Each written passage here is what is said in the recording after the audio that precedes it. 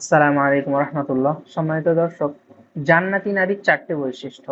রাসূল সাল্লাল্লাহু আলাইহি ওয়াসাল্লাম বলেন, আমার উম্মতের মধ্যে জান্নাতি নারীরা হলেন যারা আল্লাহ ও তার রসুলকে বিশ্বাস করে এবং তার পরিবারের লোকদের এবং তার স্বামীকে সর্বদা সুখী রাখতে সচেষ্ট থাকে। 2 নাম্বার হলো তাকওয়া। রাসূল সাল্লাল্লাহু আলাইহি ওয়াসাল্লাম বলেন, যে নারী আল্লাহ সুবহানাহু ওয়া তাআলাকে ভয় করে এবং তার স্বামীকে সন্তুষ্ট রাখে। 3 নাম্বার হলো আখলাক।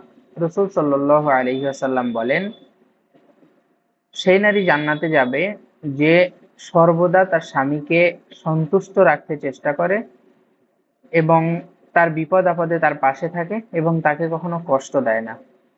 জান্নাতে প্রবেশ করবে সেই নারী যে আল্লাহকে ভয় করে এবং তার স্বামীকে সুখী রাখে। 3 নাম্বার হলো আখলাক।